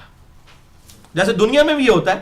اب یہ ریزیمبلنس کے لیے میں صرف سمجھانے کے لیے آپ کو کہہ رہا ہوں کہ جب ہماری بھی یہ نیشنل اسمبلی کے اندر اختلافات ہوتے ہیں تو ایک پارٹی کی لیڈر جب اٹھتا ہے تو اس کے سارے فالوورز اس کے ساتھ احتجاجی واک آؤٹ کر جاتے ہیں. سپوز اگر پی ٹی آئی کا ہیڈ اٹھا ہے تو وہ اپنی سارے ساتھ لے جاتا ہے, جماعت اسلامی کا اٹھا ہے وہ اپنے ساتھ لے جاتا ہے, ایم کیو ایم والا, نون لیگ والا, پیپلز پارٹی والا, تو سارے پیچھے چپ کر کے جاتے ہیں. تو اللہ تعالیٰ فرماتا ہے اگر اللہ کے ساتھ کوئی اور الہ ہوتا تو یہ ایگزسٹ کر ہی نہیں سکتے تھے. اور سورہ بنی اسرائیل کی آیت نمبر 42 میں ہم نے سن لیا کہ وہ ہر الہ کوشش کرتا کسی طریقے سے اللہ کے عرش پر قبضہ کر لے, اس تخت حکومت پر قبضہ کر لے, اس کی طرف راستہ تلاش کرتا. اور یہاں پر کیا آیا کہ وہ اپنی مخلوق کو لے کر الگ ہو جاتا. وَلَا عَلَىٰ بَعْضُهُمْ عَلَىٰ بَعْضٍ, اور ایک باز کے اوپر چڑھائی کرنے کی کوشش کرتے, یعنی اپنی فوج بنا لیتے کہ اس الہ کو قتل کر کے میں بڑا الہ بن جاؤں, یعنی چھوٹے چھوٹے راجوں کو قتل کر کے میں بڑا مہاراجہ بن جاؤں. جیسے دنیا میں بھی اس طرح ہوتا ہے. تو اللہ تعالیٰ فرماتا ہے اگر ایک سے زیادہ الہ ہوتے اپنی مخلوقات کو, اپنی پارٹیاں لے کے الگ ہو جاتے اور پھر آپس میں لڑائی کر کے تو سب کی کوشش ہوتی دوسرے پر قبضہ جما لیں اور وہ اکیلا ایک کوئی جو ہے وہ بڑا الہ بن جاتا. سبحان اللہ, اللہ پاک ہے عما یصفون, ان تمام شرکی عقائد سے جو لوگ اس کی طرف منسوب کرتے ہیں. عالم الغیب والشہادہ, وہی غیب کا جاننے والا بھی ہے اور وہی سامنے حاضر چیزوں کا بھی جاننے والا ہے, چھپی ہوئوں کا بھی اور ظاہر چیزوں کا بھی. فتعالی عما یشرکون, وہ بہت بلند ہے ان کے اس شرک سے جو اس کے ساتھ کرتے ہیں. یعنی خدا کو کوئی ٹینشن نہیں ہے کہ اگر اس کے ساتھ کوئی شریک ٹھہرائے. یعنی توحید کی دعوت اس لیے نہیں دی جا رہی کہ وہ اللہ تعالیٰ کو کوئی ٹینشن ہو جاتی ہے, نہیں, نعوذ باللہ. اللہ تعالیٰ کی تو اس طریقے سے نہ کوئی فیلنگز ہے, نہ اس کے وہ احساسات ہیں جس طریقے سے ہمارے ہوتے ہیں. اس کا علم ہے, قدرت, سب کچھ ہے. ہم یہ پریشانی تو ہمارے لیے ہے. اسی لیے اللہ تعالیٰ نے فرمایا نا پارہ نمبر 30 کے اندر, اللہ تعالیٰ نے قوم سمود کو تباہ و برباد کیا اور اس سورت کا پھر اینڈ کیا ہوتا ہے, وَالشَّمْسِ وَضُحَاهَا, وہ والی سورت, سورہ الشمس. فَلَا يَخَافُ عُقْبَاهَا, ہم نے تباہ و برباد کر دیا قوم سمود کو اور ہمیں کوئی خوف نہیں لاحق ہوا کہ اس کا نتیجہ کیا نکلے گا. یعنی دنیا میں تو ہوتا ہے نا, کوئی کسی کو قتل کر دے تو یہ ڈر لگا رہتا ہے اس کے رشتہ دار آ کے مجھے نہیں چھوڑیں گے. اللہ تعالیٰ فرماتا ہے فلا یخاف عقباہا, ہمیں کوئی خوف ہی نہیں ہے کہ اب اس کے بعد کیا ہوگا. پھر قرآن حکیم میں کئی جگہ آتا ہے کہ ہم چاہیں تو اس ساری مخلوقات کو ختم کر کے نئی مخلوق لے آئیں, ہمیں کوئی پرواہ نہیں ہے. اللہ اکبر. پھر سورہ المائدہ میں آیا کہ اگر اللہ اس چیز کا ارادہ کرے, آیت نمبر 17 میں کرسچنز کو سمجھاتے ہوئے کہ عیسیٰ ابن مریم, ان کی ماں اور جتنے زمین میں ہیں سب کو ہلاک کر دے, تو اللہ کا کوئی کیا بگاڑ لے گا. حتیٰ کہ ہمارے محبوب صلی اللہ علیہ وسلم نے خود اعلان فرمایا قرآن حکیم کے ذریعے, قل ارائیتم ان اہلکنی اللہ ومن معی او رحمنا فمن یجیر الکافرین من عذاب علیم.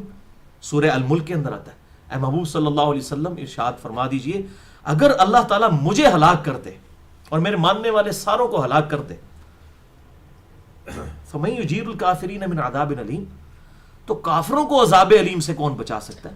یعنی اگر وہ ہم سے ہماری زندگی چھین لے ہم نہیں اس کا کچھ بگاڑ سکتے، تو تم تو ہے ہی نافرمان ہو، تم اللہ کا کیا بگاڑ سکتے ہو؟ دیکھیں کس لیول پہ جا کے توحید سمجھائی جا رہی ہے۔ یہ کرسچنز اور جیوز کے حوالے سے میرا ایک مسئلہ نمبر 90 بھی ریکارڈ ہے، غلو کے اعتبار سے اور ان کے عقائد کا جو رد قرآن حکیم نے کرسچنز کے عقائد کا کیا ہے وہ بڑی ڈیٹیل کے ساتھ، جسے شوق ہو تو وہ دیکھ سکتا ہے۔ اور عقیدہ توحید کیا ہونا چاہیے، مسئلہ نمبر 3 ہے میرا، دعا صرف اللہ ہی سے، اور اسی کی ایکسٹینشن ہے مسئلہ نمبر 43 وسیلہ اور توسل کے صحیح احکام و مسائل، اہل سنت واق.com پر۔ اب دوسرا کراس ریفرنس، اسی پہ ہماری انشاءاللہ آج کی گفتگو کنکلوڈ بھی ہو جائے گی، اور وہ ہے بھائیو سورۃ الانبیاء کی آیت نمبر 21 سے لے کر 28 تک۔ یہ بڑی اہم ترین قرآن حکیم کی آیات ہیں، یہ تینوں مقامات بڑے اہم ترین ہیں۔ ایک جو آج سورہ بنی اسرائیل آیت نمبر 42، 43 اور 44 جس کے کانٹیکسٹ میں ہم ڈسکس کر رہے ہیں، دوسرا سورۃ المؤمنون کی آیت نمبر 91 اور 92، اور اب یہ کلائمیکس آنے لگا ہے سورۃ الانبیاء آیت نمبر 21 سے لے کر 29 تک۔ یہ 9 آیات اس ٹاپک کے اوپر ضربہ سلام ہے، ایپیکس ہیں، چوٹی ہیں قرآن کی۔ آپ کے قرآن حکیم پہ پیج نمبر ہے 324۔ اعوذ باللہ من الشیطان الرجیم۔ اب اتخذوا آلہۃ من الارض ہم ینشرون، کیا انہوں نے جو الہ پکڑ لیے ہیں اللہ کے مقابلے پر اس زمین میں، کیا وہ مرنے کے بعد کسی کو زندہ کر سکتے ہیں؟ کتنا سمپل سا کوسچن ہے،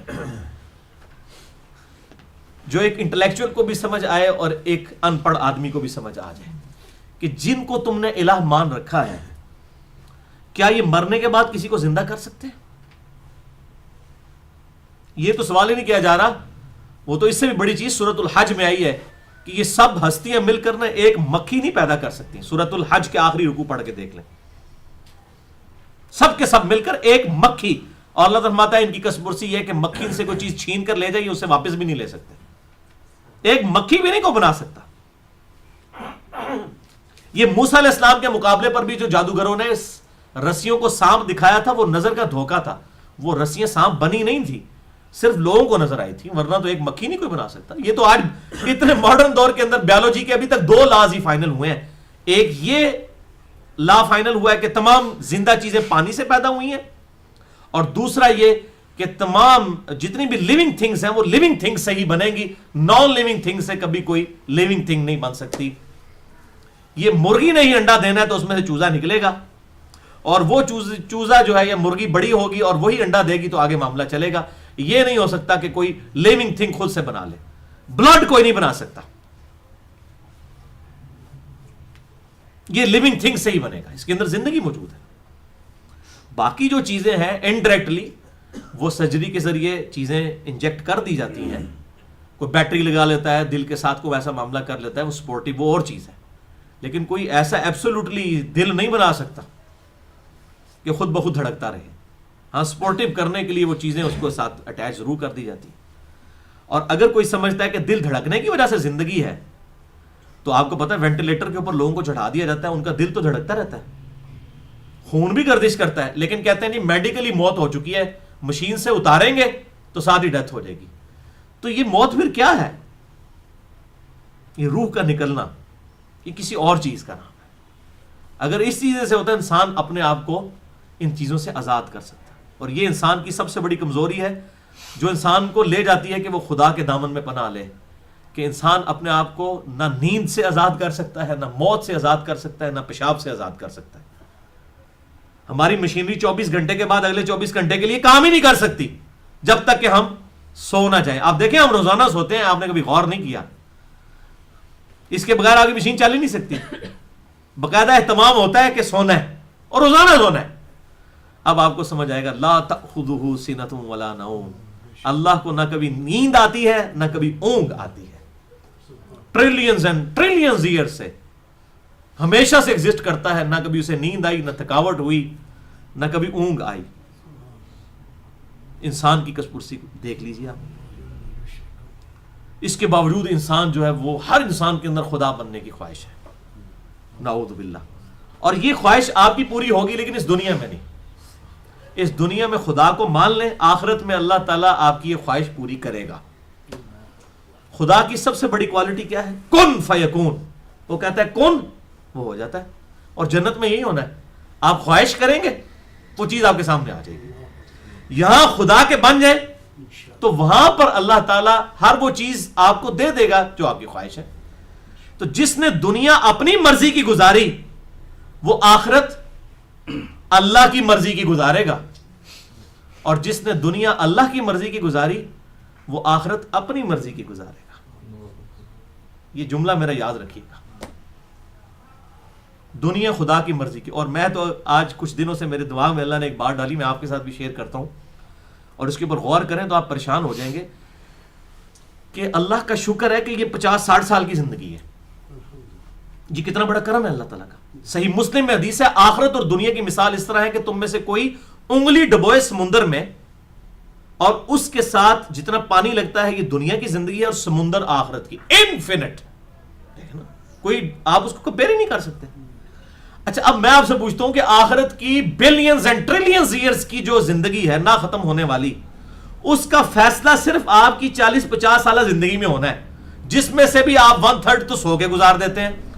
ٹھیک ہے، اگر آپ نیٹ کیلکولیشن کریں تو 4-5 سال کی زندگی ہے جو آپ نے خدا کو دینی ہوتی ہے، اور اس کے اگینسٹ اربوں سال کی زندگی. یہ اللہ کا رحم ہی ہے نا. ورنہ یقین کریں اگر یہ اللہ تعالیٰ یہ شرط لگا دیتا کہ دنیا میں 1 کروڑ سال تک نمازیں پڑھو، شریعت کی پابندی کرو، کوئی حرام کام نہ کرو، تو میں تمہیں کھربوں سال کی زندگی دوں گا، تو یہ بھی کوئی مہنگا سودا نہیں تھا. تو اللہ کا شکر ادا کریں کہ 1 کروڑ سال کی زندگی نہیں ہے، ورنہ 1 کروڑ سال کی بھی کم ہے اس اربوں سال کی زندگی کے مقابلے پہ. اس کے اوپر غور کرنا ہے. لوگ تو زندگی کے کم ہونے کے اوپر غم کرتے ہیں، میں تو یقین کریں جب سے تصور آیا میں کہتا ہوں شکر ہے یا اللہ 60 سال تک کچھ بھی نہیں رہے اگر ہے تو. ورنہ تو آج کل تو ہمارے ملکوں میں تو ایوریج لائف ہی 50 یا 55 کے قریب چل رہی ہے. تو یقین کریں یہ 100 سے کم سال کے اوپر اربوں سال کی زندگی ملنا یہ اللہ کا رحم ہی تو ہے. حضرت نوح علیہ السلام نے تو 950 سال گزارے. آپ سے ذرا پوچھے 950 سال اگر نمازیں پڑھنی پڑے، 950 سال تک اولاد اور بیوی کی مشقت اٹھانی پڑے، 950 سال تک روزے رکھنے پڑے، 950 سال تک آپ کو حرام اور حلال میں تمیز کرنی پڑے، تو اندازہ کریں کتنی مشکل ہے. تو یہ زندگی کا ڈیوریشن اور ٹائم سپین کا کم ہونا یہ اللہ کا بہت بڑا رحم اور کرم ہے، الحمدللہ. اب جناب آپ تصور کریں اور جھومیں. اب آپ کو یہ کام نہیں ہوگا کہ یار میری 70 ہو جائے، تسی کو یا اللہ آج چوک لائے، جنت ہی لے کے جانا تو ہونے ہی چوک لائے، ظاہر ہے کیونکہ آج کے بعد بھی جانا ہے یا 10 سال بعد بھی جانا ہے. تو شکر کریں کہ یہ اربوں کروڑوں ہزاروں سینکڑوں سال کی زندگی نہیں، بڑی تھوڑی سی زندگی ہے الحمدللہ. اب آ جائیے سورۃ الانبیاء کے اسی ریفرنس کی طرف، آیت نمبر 21 کہ اللہ تعالیٰ فرماتا ہے کہ اگر زمین پہ جو یہ الہ ٹھہرا رکھے ہیں انہوں نے، یہ کوئی کسی کو پیدا بھی کر سکتے ہیں، زندہ کر سکتے ہیں. اللہ تعالیٰ نے تو کریشن ایکس نہیلو کی ہوئی ہے، عدم محض سے وجود بخشا ہوا ہے. یہ کسی مردے کو زندہ کر کے بتا دے. ہاں انبیاء کا زندہ کرنا معجزانہ طور پر وہ باذن اللہ ہے، وہ قرآن حکیم میں بار بار آیا. حضرت عیسیٰ علیہ السلام کے بارے میں سورۃ المائدہ کے اندر کہ وہ اللہ کے اذن سے کرتے تھے، انسان کوئی نہیں کر سکتا. اللہ اکبر. لو کان فیہما آلہۃ الا اللہ، اگر اللہ تعالی کے ساتھ کوئی اور الہ بھی ہوتا، لفسدتا، تو اس کائنات میں فساد ہو جاتا، تباہ و برباد ہو جاتی یہ کائنات اگر اللہ تعالیٰ کے ساتھ کوئی اور الہ ہوتا. اور اس کی ٹیکنیکل ریزن ہم پچھلے 2 ریفرنسز میں کور کر چکے ہیں کہ ظاہر ہے پھر ہر الہ اپنی مخلوق لے کے الگ ہو جاتا اور وہ کوشش کرتا کہ وہ اللہ کے عرش پہ قبضہ کر لے. تو اللہ تعالیٰ فرماتا ہے اگر ایک سے زیادہ الہ ہوتے تو یہ زمین آسمان ساری کائنات تباہ و برباد ہو جاتی. یہ تو یہاں پر لڑائی ہوتی ہے. آپ دیکھ لیں انسانوں کو تھوڑا سا اختیار یہاں دنیا میں ملتا ہے تو کس طریقے سے ادھم مچایا ہوا ہے امریکہ نے اور رشیا نے اور باقی ملکوں نے، کس طرح فساد مچایا ہوا ہے. حالانکہ سب کے ساتھ موت اٹیچ ہے، پیشاب اٹیچ ہے، نیند اٹیچ ہے، اس کے باوجود انسان جو ہے وہ کس لیول پہ پہنچا ہوا ہے. اللہ تو اللہ تعالیٰ فرماتا ہے کہ فساد ہو جاتا اگر اللہ کے ساتھ کوئی اور الہ بھی ہوتا. فسبحان اللہ رب العرش عما یصفون، تو پاک ہے وہ اللہ، عرش کا مالک، عرش کا پروردگار، عما یصفون، ان تمام برائیوں سے جو لوگ اس کی طرف جو برے وصف لگاتے ہیں، بری چیزیں منسوب کرتے ہیں. اللہ کو کوئی ٹینشن نہیں ہے، یہ بات سمجھیں. اللہ تعالیٰ ماتا ہے یہ جو میں اتنا تمہیں سمجھا رہا ہوں تمہارے لیے سمجھا رہا ہوں. یہ اکثر لوگ کہہ دیتے ہیں جی اللہ تعالیٰ نے ساڑیاں نمازاں نہیں چاہیے، اللہ کو ہماری نمازیں نہیں چاہیے. او بھائی تو اللہ نے کب کہا ہے کہ مجھے تمہاری نمازیں چاہیے؟ اللہ تعالیٰ ماتا ہے تمہیں چاہیے نمازیں، مجھے اپنے لیے تو چاہیے نا کہ میں اللہ کی اطاعت اختیار کر کے اس کے پیغمبر صلی اللہ علیہ وسلم کی پیروی کر کے اس کی رحمت کا مقام جنت حاصل کروں. اللہ تعالیٰ کو تو کوئی پرواہ نہیں ہے. ساری مخلوقات دوزخ میں چلی جائیں اللہ تعالیٰ کی شان کوئی کم نہیں کر سکتا. ساری مخلوقات کو جنت میں ڈال دے اس کی شان کوئی بڑھا نہیں سکتا. وہ تو بے پرواہ ہے. اللہ الصمد. فسبحان اللہ رب العرش عما یصفون، پاک ہے وہ اللہ جو مالک ہے عرش کا ہر اس برائی سے جو لوگ اس کی طرف منسوب کرتے ہیں. لا یسأل عما یفعل، یہ میری فیورٹ ترین آیت ہے. اسے کوئی نہیں پوچھ سکتا جو وہ کام کرتا ہے. وَهُمْ يُسْأَلُونَ، اور اللہ کے علاوہ ہر مخلوق سے پوچھا جائے گا کہ اس نے یہ کام کیوں کیا. اللہ کو کوئی نہیں پوچھ سکتا، وہ اپنے فیصلوں میں آزاد ہے. اس کے علاوہ کوئی اپنے فیصلوں میں آزاد نہیں ہے. مسئلہ تقدیر پہ میں نے 6.5 گھنٹے کی گفتگو کی تھی. مسئلہ نمبر 103، 104A، 104B اور 104C، جو میری زندگی کی اہم ترین گفتگو ہے. اور اس میں نے قرآن حکیم سے 200 آیات کراس ریفرنس کے طور پر 50 ٹاپکس کے اندر ڈسکس کی تھی. اور اب وہ جو 200 آیات ہیں بڑی اہم تھیں، تو وہ تقریباً 10 صفحوں کا ریسرچ پیپر ہم نے ahlsunnatpak.com پر ریسرچ پیپر نمبر 20 کے نام سے بھی اپلوڈ کر دیا ہے، تاکہ کسی کو آیات ڈھونڈنی نہ پڑے. وہاں سے پرنٹ آؤٹ لیں اور صرف ان آیات کو پڑھ لیں. مسئلہ تقدیر، کائنات کی پیدائش کا مقصد، انسان کیوں آئے، پیغمبر کیوں آئے، پورے قرآن کا مقدمہ جو ہے نا وہ اس کے اندر کور ہے. 6.5 گھنٹے کی میری گفتگو، وہی آیات پھر میں نے پڑھائی ہیں. مسئلہ نمبر 103، 104A اور B اور C. اس کا اینڈ میں نے جس آیت پہ کیا تھا نا وہ یہی آیت تھی، سورۃ الانبیاء آیت نمبر 23. لا يسأل عما يفعل وهم يسألون، اللہ کو کوئی پوچھ ہی نہیں سکتا جو وہ کام کرتا ہے، اور اس کے علاوہ ہر ہستی سے پوچھا جائے گا. دیکھیں اللہ نے ہماری مرضی کے بغیر ہمیں پیدا کیا بھائیوں. یہ تصور انسان کو کانپ دینے کے لیے کافی ہے. انسان کی لاچاری یہ ہے کہ اسے پوچھا نہیں گیا بناتے وقت. تو اب اگر انسان کی ایسی کی تیسی پھیر کے رکھ دی جائے قیامت والے دن، تو انسان کیا کر سکتا ہے اس خدا کا؟ کچھ بگاڑ سکتا ہے؟ تو عقل کا تقاضا کیا ہے کہ اسی کے دامن کرم میں تھام جو ہے پناہ لے لی جائے، اور اس کے نبی صلی اللہ علیہ وسلم کا دامن کرم تھام لیا جائے. اسی میں ہی ہماری عافیت ہے. ورنہ خدا کے ساتھ کوئی لڑ نہیں سکتا، اس کو کوئی پوچھ نہیں سکتا. بھائیو، جس نے ہماری مرضی کے بغیر ہمیں پیدا کر دیا وہ ہمارے ساتھ کچھ بھی کر لے، ہم اس کا کچھ بگاڑ نہیں سکتے. اور دنیا میں وہ کر رہا ہے. سب سے بڑی چیز اس نے یہ کی کہ مجھے پوچھے بغیر پیدا کر دیا. اب آپ اس جھگڑے میں پڑ دیں کہ میں اس سے جھگڑوں، یہ قیامت والے دن ہی معاملہ ہو سکتا ہے. دنیا میں تو بھائی جی چپ کر کے جس طرح کہنا ہے ٹر کے چلو، سیدھی جی کر لیں. اور دیکھیں اللہ تعالیٰ کو کوئی پرواہ نہیں کسی کی. مجھے آپ کو اختیار دیا جائے نا کہ کسی ایسی عورت کو موت دی جائے جس کے 4-5 چھوٹے چھوٹے بچے ہوں، ہم کبھی اسے نہ موت دیں. لیکن آپ دیکھیں دنیا میں ہزاروں ایسی عورتیں مر جاتی ہیں، چھوٹے چھوٹے بچے ان کے، اس کے بعد وہ پھر ایسے ستیلی ماؤں کے ہتھے چڑھ جاتے ہیں، ان کے پھر مینٹل ماڈلز تک تبدیل ہو جاتے ہیں، پوری رویے ذہنی تبدیل ہو جاتے ہیں، پوری زندگی ان کے لیے معاملہ کچھ اور ہو جاتا ہے. لیکن اللہ نے ان کو اس طریقے سے آزمائش میں ڈال دیا. تو اللہ تعالیٰ پرواہ نہیں کرتا اس چیز کی کہ اس کے چھوٹے چھوٹے بچے ہیں، میں اس کو جوانی میں کیوں عورت کو موت دے رہا ہوں. پرواہ کرتا ہے؟ تو بھائیو اللہ تعالیٰ کو کبھی بھی انسانوں پر قیاس نہ کریں. لوگ کہتے ہیں جی ماں جڑی ہے وہ کدے نہیں اولاد نو دوزخ ہی سٹے گی، تے اللہ تعالیٰ تے اتنے محبت فرمانے والا ہے وہ کیسے پھینکے گا. او بھائی یہ کہاں سے آپ نے کانسیپٹ نکال لیا؟ اللہ نے تو کہیں یہ دعویٰ ہی نہیں کیا.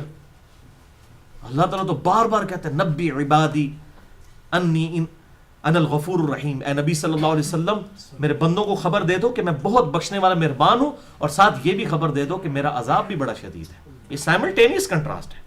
انا ہدیناہ السبیل اما شاکرا و اما کفورا. ہم نے تو ہدایت کا راستہ واضح کر دیا ہے، چاہے تو اس کی روش کو اختیار کرو شکر گزاری کی، چاہے ناشکری کی. لیکن آخرت میں پھر معاملہ جو ہے اللہ تعالیٰ اپنی مرضی کا کرنا ہے اور اس کتاب کے مطابق کرنا ہے. اسی لیے صحیح مسلم میں حدیث ہے انٹرنیشنل نمبر کے مطابق 534 نمبر، القرآن حجت لک او علیک، قرآن قیامت والے دن یا تو تیرے حق میں حجت بنے گا یا تیرے خلاف حجت بن جائے گا. اگر اس کی پیروی کی ہوگی تو یہ ہمارے حق میں گواہی دے گا، اور اگر اس کے خلاف چلے ہوں گے تو ہمارے خلاف گواہی دے گا. قرآن تو گواہی دے گا ہی دے گا. سورۃ الفرقان کی آیت نمبر 30 ہے، نبی صلی اللہ علیہ وسلم بھی گواہی دیں گے. وقال الرسول یا ربی ان قوم اتخذوا هذا القرآن مہجورا، نبی صلی اللہ علیہ وسلم شکایت کریں گے اللہ کے حضور، اے اللہ میری قوم نے قرآن کو پیٹ کے پیچھے ڈال دیا تھا. لوگ کہتے شفاعت ہی کریں گے، شکایت بھی کریں گے. مسئلہ نمبر 1 میرا سن لیں، وہ مسئلہ نمبر 1 میں نے اس کو دیا ہے دعوت قرآن کے اوپر 2 گھنٹے کی گفتگو. تو یہ بڑا سخت معاملہ ہونے والا ہے. یہ بات یاد رکھیے گا بھائیو، اللہ کا کوئی رشتہ دار نہیں ہے، اللہ تعالیٰ کے ساتھ کسی کی کوئی رشتہ داری نہیں ہے. وہ اپنے رولز اور ریگولیشن کے مطابق فیصلہ فرماتا ہے. بخاری اور مسلم کی متفق علیہ حدیث ہے، اے میری بیٹی فاطمہ اس بات پہ مت اکڑنا کہ اللہ کے نبی کی بیٹی ہو، اگر اللہ نے پکڑ لیا تو چھڑوانے والا کوئی نہیں ہوگا. حالانکہ وہ جنتی عورتوں کی سردار ہے، بخاری اور مسلم میں موجود ہے کہ جنتی عورتوں کی سردار ہے فاطمہ علیہ السلام رضی اللہ تعالی عنہا. لیکن یہ ہمیں بتایا گیا تاکہ کوئی بعد میں کوئی بہت بڑا بزرگی کا دعویٰ نہ کر دے کہ اسی تے بخشے ہوئے ہیں، ساڑے مرید بن جاؤ تے اسی سارے نو ہی جنت ہی لے کے جائیں گے. پتہ نہیں جنت ہی لے کے جاؤ گے یا دوزخ ہی لے کے جاؤ گے، تو قیامت دہاڑے پتہ چلے گا. کوئی کسی کو نہیں لے کے جا سکتا ڈھونس کے ساتھ. ہر شخص نے اپنے نامہ اعمال کے مطابق پیش ہونا ہے. ہاں پھر اللہ تبارک و تعالیٰ فیصلہ فرمائے گا. نامہ اعمال کے پوائنٹ آف ویو سے اللہ تعالیٰ جس پر رحم فرمانا چاہے تو اپنے نبی صلی اللہ علیہ وسلم کی شفاعت نصیب فرمائے گا اسے. مسئلہ نمبر 88B میرا پورا حدیث شفاعت کے اوپر ریکارڈ ہے. اللہ تعالیٰ ہم سب کو اپنے محبوب صلی اللہ علیہ وسلم کی شفاعت عطا فرمائے قیامت والے دن. آمین. بہرحال اللہ تعالیٰ فرماتا ہے اسے کوئی پوچھ نہیں سکتا جو وہ کرتا ہے. اس کے علاوہ ہر ہستی سے پوچھا جائے گا اس نے یہ کیوں کیا. ام اتخذوا من دونہ آلہہ، کیا انہوں نے اللہ کے علاوہ اور الہ پکڑ لیے ہوئے ہیں. قل ہاتوا برہانکم ھذا ذکر من معی و ذکر من قبلی، اے نبی ان سے فرماؤ اپنی دلیل پیش کرو، اپنی دلیل لے کر آؤ. یہ ذکر موجود ہے، اللہ کی یاد دہانی والی کتاب موجود ہے، اور اس سے پہلے بھی کتابیں موجود ہیں، تورات اور انجیل موجود ہے. اس میں سے کوئی آیت لے کر آؤ کہ اللہ کے ساتھ کوئی اور الہ ہے.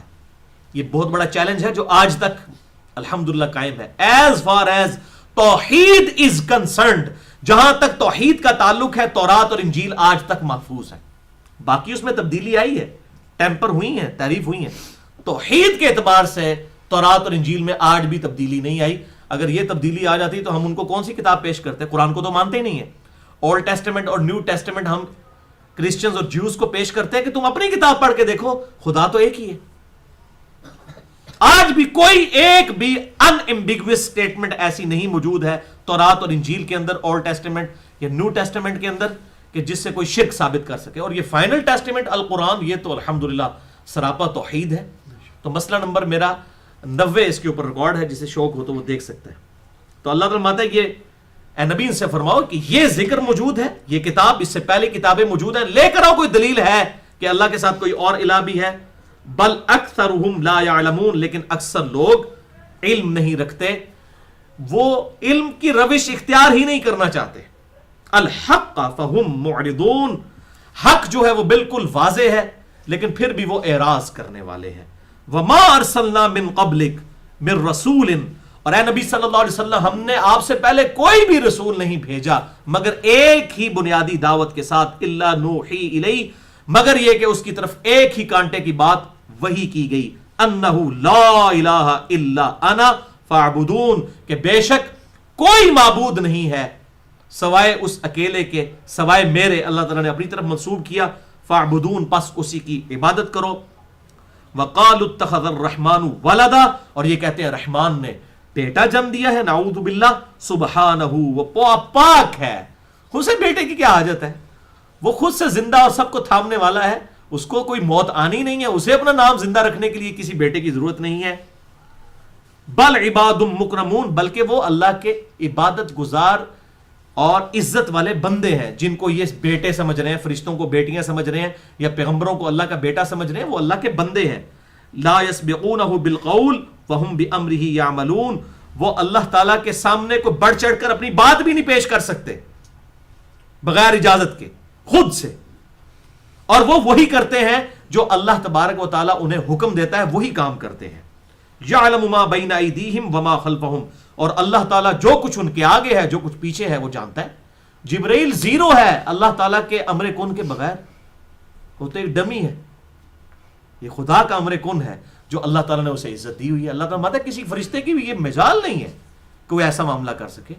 وہ تو اس کے حکم کی پاسداری کرتے ہیں، اور اللہ تعالیٰ جو کچھ ان کے آگے اور پیچھے ہے اس کا احاطہ کیے ہوئے ہے. ولا یشفعون، اور نہ وہ کسی کی شفاعت کر سکتے ہیں، الا لمن ارتضی، ہاں مگر جس کے لیے اللہ راضی ہو. اللہ کسی کو کہے نا کہ فرشتے فلاں کی شفاعت کرو، جس طرح ہمارے محبوب صلی اللہ علیہ وسلم بھی مہمان خصوصی ہیں قیامت کے دن کے، تو اللہ تعالیٰ شفاعت کا حکم دے گا ان کو، اور اللہ ہی تعداد مقرر کرے گا. مسئلہ نمبر 88B سن سکتے ہیں. تو اللہ تعالیٰ فرماتا ہے اس کی اجازت. من ذا الذی یشفع عنده الا باذنہ، جو آیت الکرسی میں بھی ہے، کون ہے جو اللہ کے حضور سفارش کرے مگر اس کے اذن کے ساتھ. وہم من خشیتہ مشفقون، اور وہ فرشتے تو ہر وقت اس کے ڈر کے ساتھ کانپتے رہتے ہیں. ان کو تو ہر وقت ٹینشن رہتی ہے کہ کیا معاملہ ہو جائے ہمارے ساتھ. اور اب اللہ تعالیٰ کی طرف سے گاڑا فتویٰ آ رہا ہے. وَمَن يَقُلْ مِنْهُمْ إِنِّي إِلَٰهٌ مِّن دُونِهِ، اگر کوئی ان میں سے یہ جرت کرے کہ وہ بھی کوئی الہ ہے اللہ تعالیٰ کے سوا، کوئی خدائی کا دعویٰ کر دے بالفرض، کوئی فرشتہ، کوئی جبریل، میکائیل، اسرافیل، ان میں سے بھی اگر کوئی دعویٰ کر دے کہ وہ بھی الہ ہے، فَذَلِكَ نَجْزِيهِمْ جَهَنَّمْ، تو اس کی پھر سزا یہ ہے کہ اسے بھی ہم دوزخ میں پھینک دیں گے. کیا مجال ہے کسی کی؟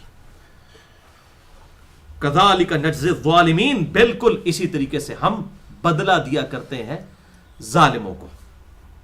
اچھا اب یہاں پر میں چاہ رہا ہوں ایک آیت اور کور کریں. میں ان آیات کو جو ہے نا عقیدہ توحید کے اعتبار سے اپنا ایمان تازہ کرنے کے لیے وہ آیات یہاں پر چاہ رہا ہوں کراس ریفرنس ایک اور آپ کو یہاں پر تحفہ دے دیں.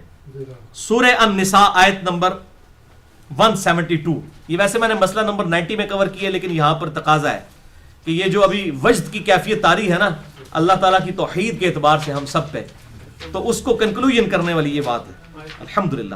یہ صفحہ نمبر 106 نکال لیجئے، آیت نمبر 171 172. اس کو جلدی جلدی کور کر لیتے ہیں تاکہ یہ ٹاپک اس کے ساتھ جڑ جائے. صفحہ نمبر 106 سٹارٹ اس سے ہو رہا ہے. یا اہل الکتاب، اے اہل کتاب، اے جیوز اور کرسچنز، اولڈ ٹیسٹمنٹ کے ماننے والوں، نیو ٹیسٹمنٹ کے ماننے والوں، اور اس میں الکتاب میں قرآن بھی شامل ہے، سب کے سب لوگ. لا تغلو فی دینکم، اپنے دین میں غلو مت کرو، ایکزیجریشن مت کرو، افراط و تفریط سے کام مت لو. ولا تقولوا علی اللہ الا الحق، اور دیکھو اللہ تعالیٰ کے بارے میں کوئی بات ایسی نہ کرو جو حق پر مبنی نہ ہو. اپنی طرف سے اللہ تعالیٰ کے بارے میں کوئی چیزیں منسوب نہ کر دو. یہاں بھی لوگ کہتے ہیں دیکھیں جی ڈائریکٹ کوئی پرائم منسٹر تک نہیں پہنچ سکتا، پہلے محلے کے کونسلر تک پہنچے گا، پھر وہ MNA تک، پھر اس طریقے سے پھر وہ چیف منسٹر تک. او بھائی یہ تو دنیا کے معاملات ہیں بھائی. پرائم منسٹر تک آپ پہنچ بھی جائیں، آپ اپنا مسئلہ بتائیں گے تو اسے پتا چلے گا، پھر بھی شاید سمجھ نہ آئے. اللہ تو وہ ہے جس کا کوئی پروٹوکول ہی نہیں ہے. نحن اقرب الیہ من حبل الورید، وہ تو ہماری رگے جان سے زیادہ ہمارے قریب ہے،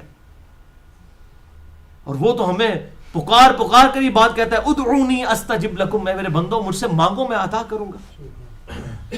اللہ تو ہمارے بالکل قریب ہے، اس کا کوئی پروٹوکول نہیں ہے. ہر شخص اللہ تعالیٰ کے ساتھ جو ہے وہ ڈائریکٹ رابطہ کر سکتا ہے، اور یہی انسانیت کا میگنا کارٹا ہے.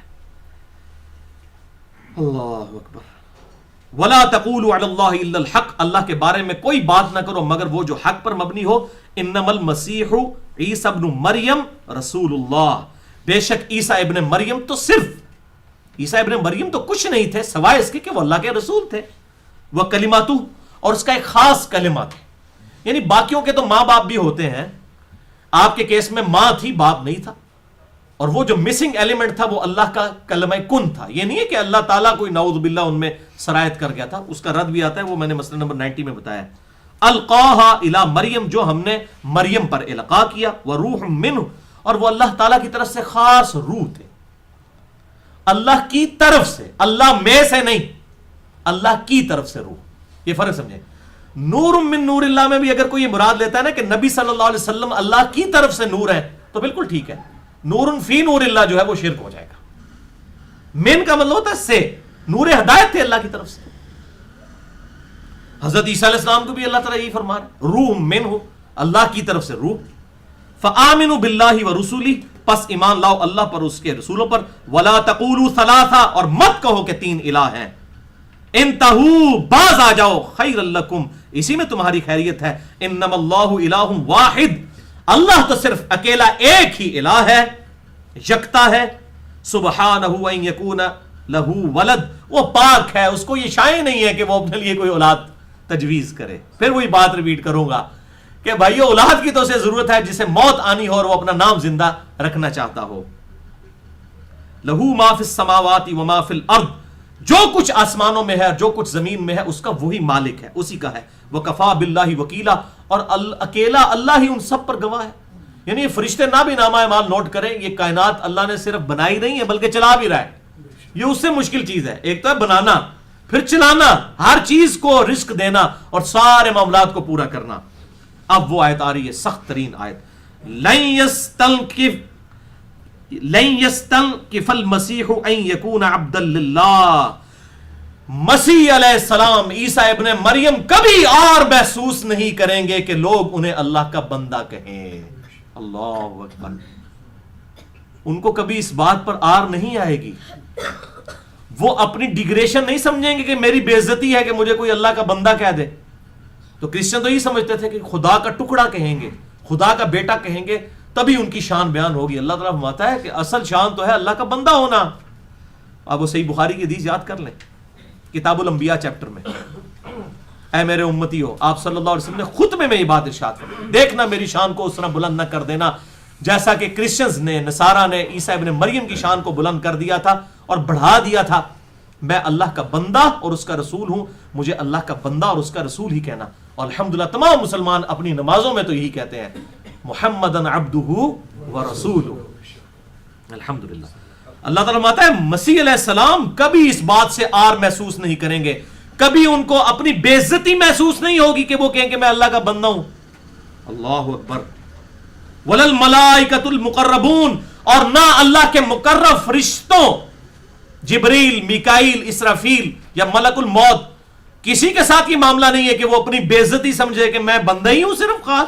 یا آپ کسی کو کہہ دینا، کسی بڑے بزرگ کو کہ یہ اللہ کے بندے ہیں، وہ کہے گا یار تکو میرے نال ایڈی لمبی دھوم پہلے لاؤ، شیخ الحدیث، شیخ القرآن، فلان ٹمکان، تو تا میری تسلی ہوگی۔ اگر کہنا یہ اللہ کے بندے ہیں، وہ کہے گا لو جی بس بندے ہی، کیونکہ ان کے اندر بھی ایک خدا چھپا بیٹھا ہے، وہ اپنی عبادت تو کرواتے ہیں اپنے مریدین، اپنے محبین، اور یہ ساروں کا حال ہے جو جدھر جدھر بھی ہے۔ تو اللہ تعالیٰ ماتا ہے نہ تو عیسیٰ کی یہ مجال ہے کہ وہ اپنی بے عزتی محسوس کرے، اور نہ کسی مقرب فرشتے کی کہ وہ یہ بے عزتی محسوس کرے کہ میں اللہ کا بندہ ہوں۔ اللہ اکبر۔ اب پھر آ رہا ہے فتویٰ گاڑا، وَمَن يَسْتَنْكِفْ عَنْ عِبَادَتِهِ، ان میں سے بھی کوئی، عیسیٰ علیہ السلام ہو یا جبرائیل، میکائیل، اسرافیل یا ملک الموت، ان بڑے بڑے فرشتوں میں سے بھی اگر کوئی اپنی بے عزتی محسوس کرتا ہے کہ وہ اللہ کو، اپنے آپ کو اللہ کا بندہ کہے اور اس کی عبادت سے وہ روگردانی کرنے کی جرت کرے، وہ یستکبر، اور تکبر میں آ جائے، فَسَيَحْشُرُهُمْ إِلَيْهِ جَمِيعًا، تو کہاں بھاگ کر جائے گا؟ ان سب کے سب کو اللہ ہی کی طرف تو سمیٹ کے آنا ہے قیامت والے دن۔ جبرائیل کہاں جا سکتا ہے اس کائنات سے؟ میکائیل کہاں جا سکتا ہے؟ کوئی پیغمبر، کوئی فرشتہ، کوئی جن اس کائنات کی حدوں سے نکل کے کہاں باہر جا سکتا ہے؟ اللہ تو مدد صبر، اللہ جمع تو کر لے گا قیامت والے دن۔ لمن الملک اليوم للہ الواحد القہار، آج کے دن کس کی بادشاہت ہے؟ اس اکیلے اللہ کی جو قہار ہے۔ لیکن قیامت کا دن اللہ نے اپنا کیا غفار نہیں رکھا ہوا، القہار۔ والعیاذ باللہ تعالی۔ اللہم اجرنا من النار، اللہم اجرنا من النار، اللہم اجرنا من النار، اللہم من احییتہ منا فاحیہ علی الاسلام، ومن توفیتہ منا فتوفہ علی الایمان، آمین۔ اللہ اکبر۔ اللہ تعالیٰ فرماتا ہے سب اسی کی طرف جمع ہوں گے۔ فَأَمَّا الَّذِينَ آمَنُوا وَعَمِلُوا الصَّالِحَاتِ، تو جو لوگ ایمان لانے والے ہوں گے اور نیک اعمال کرنے والے ہوں گے، فَيُوَفِّيهِمْ أُجُورَهُمْ، تو اللہ تعالیٰ ان کو پورا پورا بدلہ دے گا ان کے اعمال کا، وَيَزِيدُهُمْ مِنْ فَضْلِهِ، اور اپنے فضل سے کچھ زیادہ ہی دے دے گا۔ اللہ اکبر، وہ فضل سے اور زیادہ دے گا۔ اللہ اکبر۔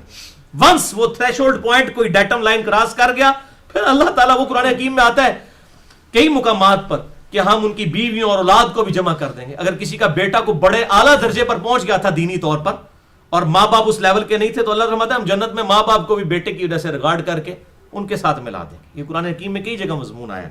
تو اللہ فرماتا ہے فضل سے زیادہ ہی دیں گے. وَأَمَّا الَّذِينَ اسْتَنكَفُوا، اور جن لوگوں نے بھی آر محسوس کی ہوگی، اپنی بے عزتی محسوس کی ہوگی کہ وہ اللہ کی عبادت کریں، چاہے وہ کوئی فرشتہ ہو کوئی پیغمبر ہو. یہ دیکھیں پہلے بات ہو چکی. وَاسْتَكْبَرُوا، اور اس نے تکبر کیا.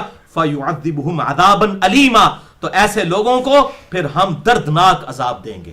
یہ ویسے بفرض محال ہے، ایسا ہونا نہیں ہے کہ کوئی اللہ کا پیغمبر یا کوئی مقرر فرشتہ اس طرح کرے، لیکن اللہ تعالیٰ کس لیول پہ سمجھا رہا ہے کہ اگر یہ بھی کر دینا تو یہ بھی کوئی بچنے والے نہیں ہیں. آپ مجھے بتائیں جنہوں نے یہ بزرگ بابے کھڑے کیے ہوئے ہیں، ایک ایڑے باغ دی مولیاں نے، یہ تو مولیاں دے پتے بھی نہیں نے، اور لوگ اتنے بڑے بڑے دعوے کرتے ہیں. وہ ڈاکٹر طاہر قادری صاحب کو میں سن رہا ہوتا ہوں جی، آگے آگے فلاں پیر صاحب ہوں گے، پیچھے ان کے مریدین ہوں گے. اور بھائی وہ میرے دوست بڑی پیاری بات کرتے ہیں پنجابی، اور کہتے تھوڑے بزرگوں تے کھنگڑ بھی نہیں دینا اتنے کسی نے، تسی آدھے آگے آگے ہوں گے تو لے کے جائیں گے، کھنگڑ بھی نہیں دینا کسی نے. اور نبی صلی اللہ علیہ وسلم سے توڑ کے اپنے بزرگوں، اپنے بابوں، اپنے مولویوں کے ساتھ جوڑ دیا ہوا ہے. اپنی عبادت کروا رہے ہیں. اللہ کی بات کریں وہ جی پیچھے ساڑھا ہی کیتا ہے کہ اللہ ہی کرتا ہے. تقلید کریں گے تو ہم کہیں گے بھئی آپ اماموں کی عزت کریں لیکن ان کے اندھے مقلد نہ بنیں. آپ نبی صلی اللہ علیہ وسلم کو اپنا امام بنائیں تو کہتے ہیں جی وہ پیچھے تھے نبی صلی اللہ علیہ وسلم ہی نے، نبی نو بھی پیچھے کرتا تھا، خدا نو بھی پیچھے کر دیتا. اب دیکھیں دونوں طرف سے ہی بیڑا غرق ہو گیا. بولے اعوذ باللہ تعالی. تو اللہ تعالیٰ فرماتا ہے ہم ان سب کو عذاب علیم دیں گے. وَلَا يَجِدُونَ لَهُم مِّن دُونِ اللَّهِ وَلِيًّا وَلَا نَصِيرًا، پھر یہ قیامت والے دن اللہ تعالیٰ کے مقابلے پر نہ تو کوئی پشت پناہ اپنا پائیں گے نہ مددگار. یعنی اگر جبرائیل بافرض محال ایسا معاملہ ہو جائے وہ کس کو لے کے آ سکتا ہے اللہ کے مقابلے پر. وَلَا يَخَافُ عُقْبَاهَا، اللہ کو کسی کی پرواہ نہیں ہے. ایک ہی خدا ہے، ایک ہی الہ ہے جسے کسی کی کوئی پرواہ نہیں ہے. لا يسأل عما يفعل، اسے کوئی نہیں پوچھ سکتا جو وہ کرتا ہے. وہم یسألون، اور وہ ہر ہستی کو پوچھے گا جو کوئی کرنے والا ہے. اللہ تعالیٰ اس سے پوچھ سکتا ہے. اللہ تعالیٰ ہمارے ساتھ، سارے مسلمانوں کے ساتھ، دنیا کے سارے انسانوں کے ساتھ عافیت کا معاملہ فرمائے، ان کو اسلام کی دولت سے سرفراز فرمائے. اللہ تعالیٰ سے دعا ہے جو حق بات میں نے کہی اللہ تعالیٰ ہمارے دلوں میں راسخ فرمائے. اگر جس بات میں میرے منہ سے کوئی غلط بات نکل گئی تو اللہ تعالیٰ ہمارے دلوں سے محو کر دے. ہمیں کتاب و سنت کی تعلیمات پر عمل کر کے دوسرے بھائیوں تک پہنچانے کی توفیق عطا فرمائے. سبحانک اللہم و بحمدک، اشہد ان لا الہ الا انت، استغفرک و اتوب الیک، وما علینا الا البلاغ المبین.